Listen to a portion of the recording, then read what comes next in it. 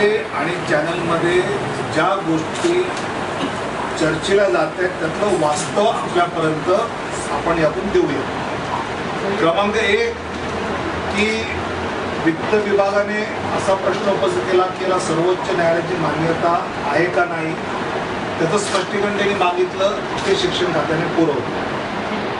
अधिकृत दर करार नाही तर डायरेक्ट ऑफ सप्लायज अँड डिस्पोजलच्या 4 डिसेंबर 14च्या दर करारानुसार 15पर्यंत जे आहे त्याप्रमाणे ते आहे। जी चौकशी वित्तने केली त्याविषयी, त्यानंतर 15 फेब्रुवारी नंतर वित्त विभागाने कळवलं की कोणती खरेदी करू नका, तर हा त्यापूर्वीचाच प्रशासकीय आदेश 11 फेब्रुवारीचा होता आणि 15ला त्याप्रमाणे पत्र झाल्यानंतर ते आम्ही पुढे थांबलो। पहिल्यांदाच अग्निशमन यंत्राची खरेदी होते असं म्हटलं, त्याच्या आधी जी झाली 70 शाळांचं वगैरे त्याची माहिती डिपार्टमेंटने कळवली। 191 कोटींची खरेदी करण्यात आली। तर मुळात सुप्रीम कोर्टाचा आदेश तंतोतंत पाळायचा असेल तर एकूण 191 कोटीची लागत लागू शकते। आमच्याकडे 18 कोटीच आहेत आता, त्यामुळे या विषयात जर अधिक पैसा लागत असेल तर वित्त विभाग देणार का? आम्ही फाईल वित्तकडे पाठवली। जर आम्हाला यात काही कोणाला मदत करायची असती तर 18 कोटी जे आमच्याकडे होते त्याची आम्ही परस्पर खरेदी करून टाकली असती, ज्याला वित्ताची आधीच मान्यता होती। पण आम्हाला वित्त विभागाच्या क्लिअरन्स शिवाय कुठल्याही प्रकारची खरेदी करायची नसल्यामुळे आम्ही हे त्या ठिकाणी ही आमची फाईल पाठवली। त्यानंतर वित्त विभागाने असं म्हटलं की या विषयात चौकशी करण्याची आवश्यकता आहे। तर यामध्ये ज्या ज्या गोष्टींची कमतरता वित्त विभागाला वाटली त्या विषयाची चौकशी करण्यासंबंधी मी शिक्षण आयुक्त डॉक्टर बापकर यांना सांगितलेलं आधीच आहे। त्यामुळे आम्ही या विषयामध्ये ज्यावेळी मला माननीय वित्तमंत्र्यांनी सांगितलं की असं असं आहे, अशा क्वेरीज आहेत, की मी लगेच फाईल थांबवली आणि या क्वेरीजवर आपल्या विभागाअंतर्गत चौकशी झाली पाहिजे असे आदेश आम्ही आधीच दिलेले आहेत। त्यामुळे 191 कोटी सोडा, 6 कोटीची यंत्र पोचलेत, पण त्याचा सुद्धा वित्ताच्या मान्यतेशिवाय 1 पैसा देणं लागत नाही, दिलेला नाही। त्यामुळे सरकारच्या तिजोरीतून सामान्य माणसाच्या कामाचा पैसा एक पैसा कॉन्ट्रॅक्टरला गेलेली नाही। सुप्रीम कोर्टाने जी मद्रासच्या शाळेमध्ये 100च्या वर मुलं जळून गेली त्यानंतर निर्देश दिला की मुलांच्या सुरक्षेसाठी अशी यंत्रसामुग्री लावा, यासाठी ते पुढे सुरू केलेली नसती होती। पण जर या नसतीतनं अशा प्रकारची कॉन्ट्रोवर्सी होणार असेल आणि त्यामध्ये दिरंगाई होणार असेल आणि त्यामध्ये अशी एखादी घटना घडली तर ती घटना घडू नये म्हणून सरकारने पावलं आहे। आणि मला असं वाटतं की यामध्ये शिक्षण खात्याने वित्त खात्याने म्हटल्या ही नसती थांबवली होती आणि अशा हजारो फाईल वेगवेगळ्या खात्यातून वित्त विभागाकडे जातात, तिथल्या क्वेरी होऊन येतात, त्या क्वेरीची पूर्तता होते। मी मेडिकल एज्युकेशनला आपल्या राज्याच्या 500 सीट वाढवण्यासाठी 350 असिस्टंट प्रोफेसर्सची पद निर्मितीची फाईल पाठवली होती। ती 5 वेळा चौकशीसाठी परत गेली आणि फायनल मान्य झाली। हा प्रशासकीय कारभाराचा परिपाठ आहे की त्या खात्याच्या फाईल त्या तिकडे जातात। उलट माझ्या खात्यात असणारा पैसाची मान्यता सुद्धा आम्ही वित्ताकडे जाऊन घेतली, जी खरं त्या अर्थाने आवश्यकता नव्हती। आणि त्यामुळे यामध्ये 191 काय एका पैशाचा सुद्धा कुठेही गैरव्यवहार नाही, घोटाळा। शिक्षण विभागाच्या संदर्भात जो मिथ्या आरोप काही वर्तमानपत्रामध्ये वृत्ताच्या माध्यमातून देण्यात आला, याचं संपूर्णपणे राज्य सरकार म्हणून आम्ही खंडन करतोय। या सरकारला बदनाम करण्याकरता कपोकल्पित, आधारहीन, तथ्यहीन आरोपाची शृंखला सुरू करण्यात आलेली असून कोणत्याही विना कागदपत्राच्या आधारावर किंवा अपूर्ण कागदपत्राच्या आधारावर आरोप केले जात आहेत।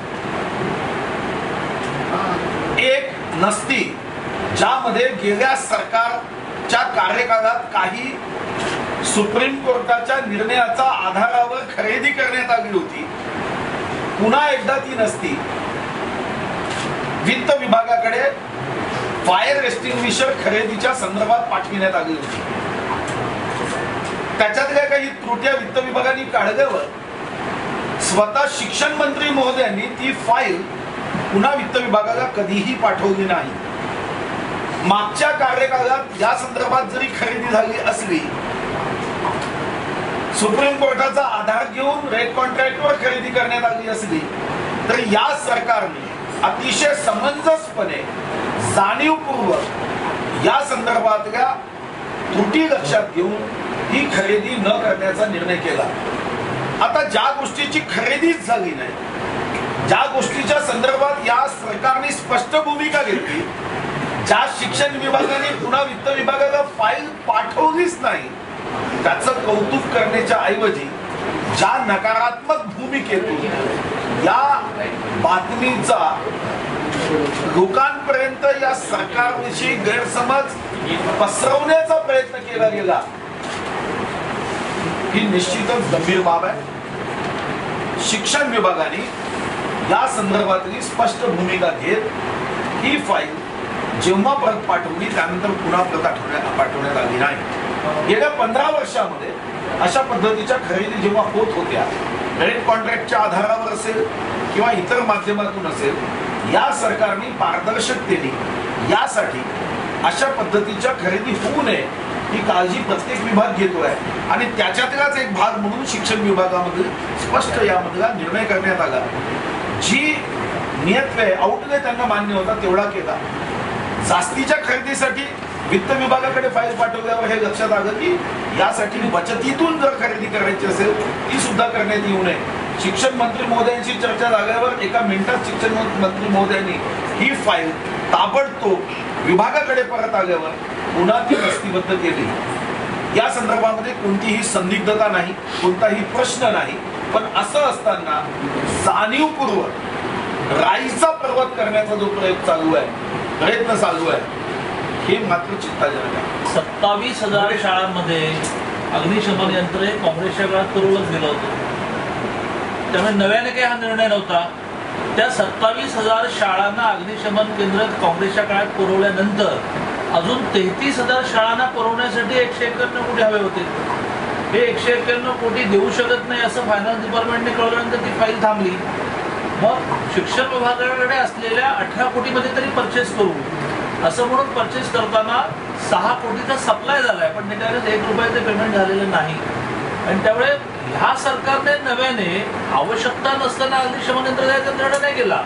सुप्रीम कोर्टाचा आदेश आहे आणि कंटेम्प्ट होईल आम्ही वेळेत पूर्ण नाही केलं.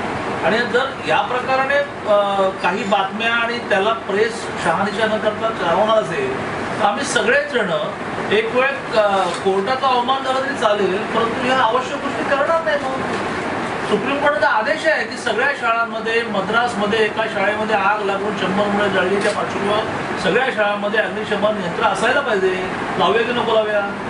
तर मला तुम्हाला विनंती करायची आहे की हे सरकार नीट चाललंय, तुम्ही पाहताय, आणि याच्यामध्ये अनावश्यक काही बेस नसताना 2-2, 3-3 दिवस तुम्ही तुमचेही वाया घालवतात आणि आम्हाला कॉशियस करतात की तुम्ही आता यापुढे काही करू नका. मग हा आताची घडी जाऊन मचाल. त्यामुळे मी हा मुद्दा राहिलेला उपस्थित केला की 27,000 शाळांना ऑलरेडी काँग्रेसने अग्निशमन यंत्र रेट कॉन्ट्रॅक्टवर, तर रेट कॉन्ट्रॅक्टवरच द्यायचं असतं. रेट कॉन्ट्रॅक्टच्या वेळेला हेवी, त्या पंकजा मुंडेचा विषय आज मी आणत नाही, पण रेट कॉन्ट्रॅक्टच्या वेळेला हेवी टेंडरिंग होतं. त्या टेंडरिंग मधूनच 4 नावं ठरतात. त्यामुळे पुन्हा टेंडरिंगची आवश्यकता नसते.